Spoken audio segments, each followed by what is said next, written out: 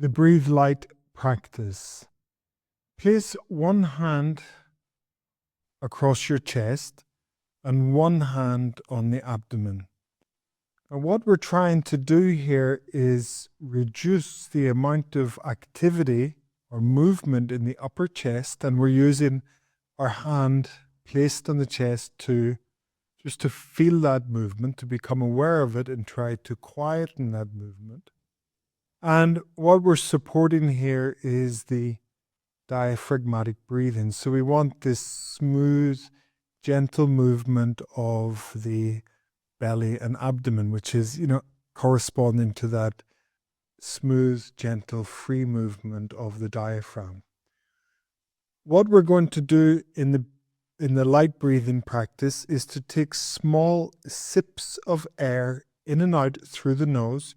Your mouth is closed, and we're trying to reduce the volume of air breathed over a 3-minute period. So I'm going to time 3 minutes. You can do this practice for longer, for maybe 5 minutes.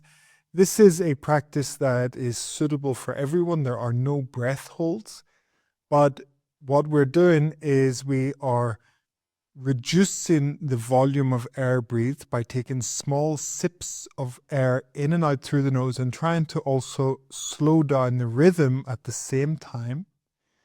And this will have the impact of raising the concentration of carbon dioxide in the body, and that will begin to create those adaptations to the chemoreceptors. So we know we're doing the practice correctly if it feels a little bit uncomfortable. Because when the carbon dioxide levels elevate, when the concentration increases, your body will be trying to send signals to increase the rate and depth of respiration, and we want to resist that. So that is why the practice is a little bit uncomfortable, and you know you're doing the practice correctly if it feels a little bit uncomfortable. So stay with it, finding a good posture so you're sitting upright. And at any point, if you feel overwhelmed, take a rest, okay? Take a break and then return to the practice.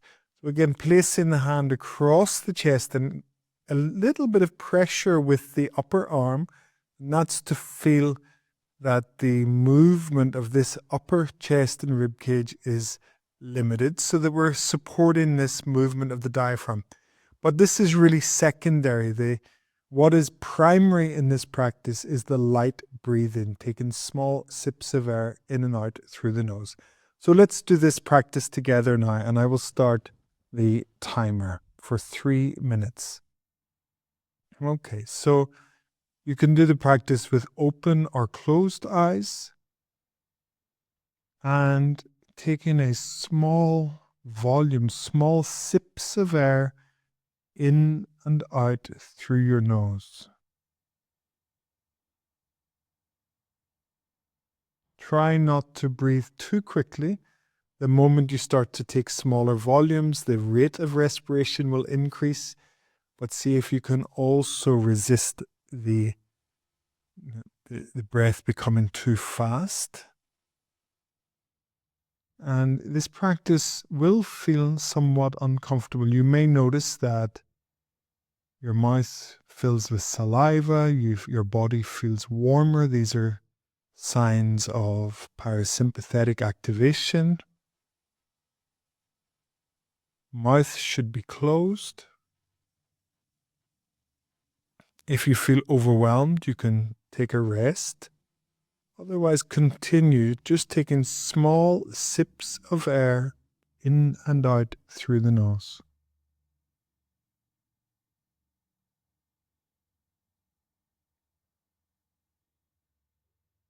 Trying to reduce the volume of air breathed over this 3-minute period.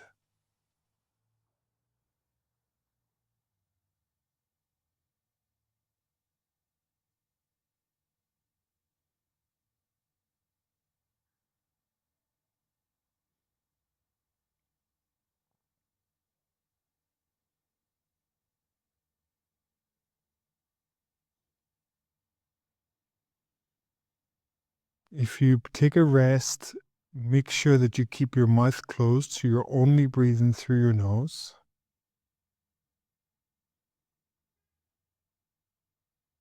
And make this a meditative process. We're becoming friendly with these sensations. So, as an asthmatic, we have to transform our relationship with our breathing.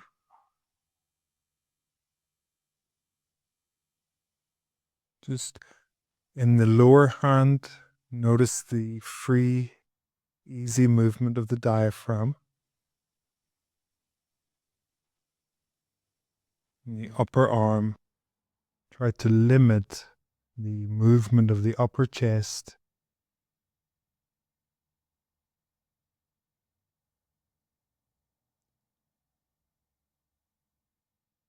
Keeping your mouth closed, relax your arms, release your arms, and let your breath return to its natural rhythm. You can keep your eyes closed if you wish, and feel the impact of the light breathing practice.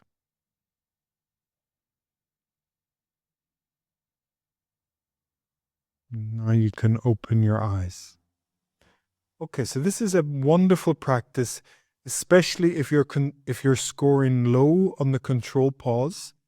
If you're scoring around 10 in the control pause exercise, this is the most important practice for you. And this is a practice that you should be doing maybe 3 times a day for 5 minutes each in the first 2 to 3 weeks of this program. This is the first practice that we teach. This is a foundational practice. It has the impact of creating those adaptations to the chemoreceptors, to recalibrate the chemoreceptors. And it also has this important part of making us more comfortable with a lower volume of air breathed. This is really important because asthmatics typically breathe a higher volume of air.